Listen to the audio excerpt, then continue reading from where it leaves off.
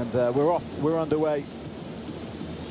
And on the pitch for Burkina Faso, the only two players to have ever played in the English Premier League. The first, of course, Bertrand Traoré, been there for many a year, came through the ranks at Chelsea early on in his career, been all over Ajax, Lyon, and now with Aston Villa.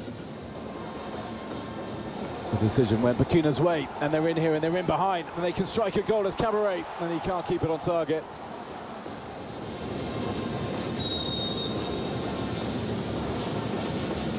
In it comes from Freddie as they jostle in the box, and it's headed into the back of the net, and Mabalulu has opened the scoring for the Palancas Negras, down and into the ground for his second goal of the tournament, and Angola strike first in this game to decide who will be top of the group, and that's how he celebrates. What a moment. He's going to get a yellow card, I'm afraid, for taking off his jersey, but it just missed out. The Burkina Faso defender at the near post just went over him. And Mabalulu, the 34-year-old, made absolutely no mistake. And they've only got 3 minutes at the end of this half. Swung in with the left boot of Traoré.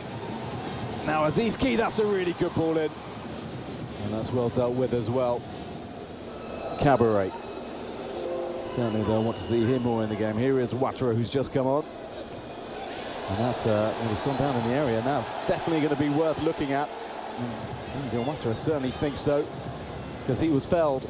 I wonder if we've heard the last of that. Cabaret.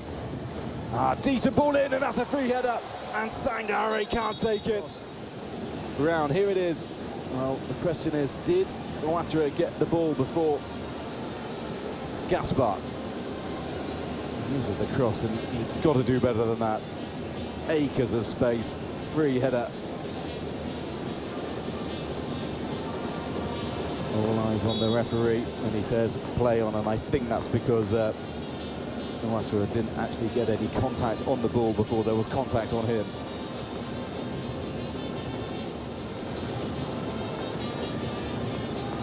Bruno Paz, it's well played by him, but they don't have it, and there's a break on here for Burkina Faso. Dango Ouattara into the box he goes, let's fly. But he can't hit the target once again for Burkina Faso.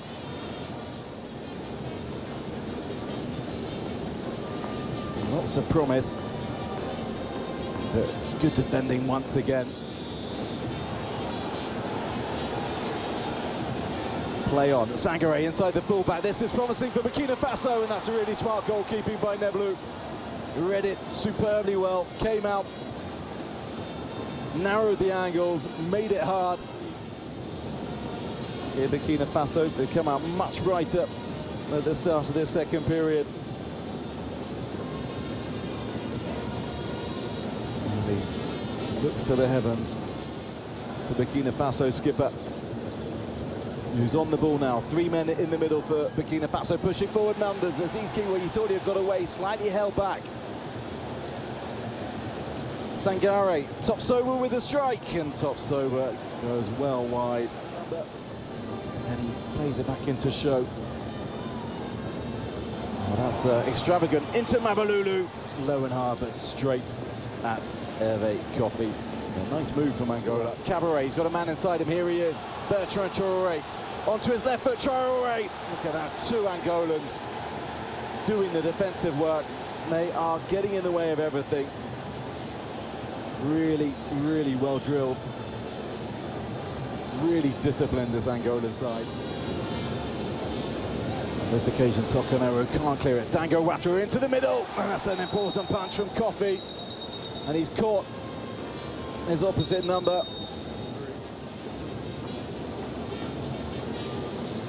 He had to get something on it, and he did. It was brave goalkeeping, and it was brave attacking play as well.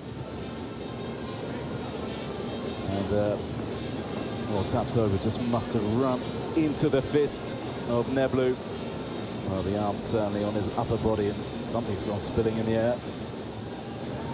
Azizki thankfully looks right again, over the top, dangerous ball in. Neblu.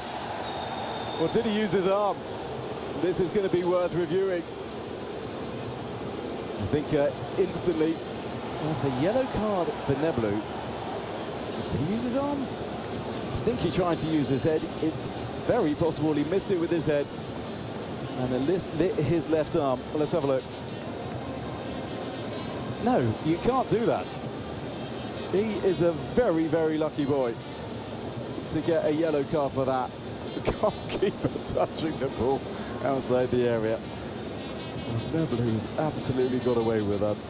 You can't go around doing that, but it's just a yellow card in the eyes of the referee, and unless they tell him something different in the VAR room, that's just going to be all he gets.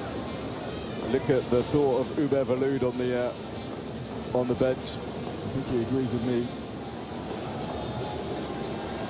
With it still 1-0 in Bouaki, if this goes in, it will change little. Ouattara with it into the wall.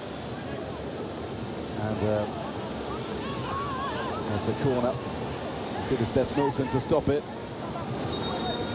Ouattara swings it in again. That's flicked on at the near post and into the side netting. Estrella, a little bit of space if they can play around the corner here. Eddie. Milson into Luvumbu. Turns one way, then the other. Into the box it goes. Bella, he just needs to tee up show, but he chooses not to. Strike a goal, and it's spilled, and this could be two! And Angola settle it to the death.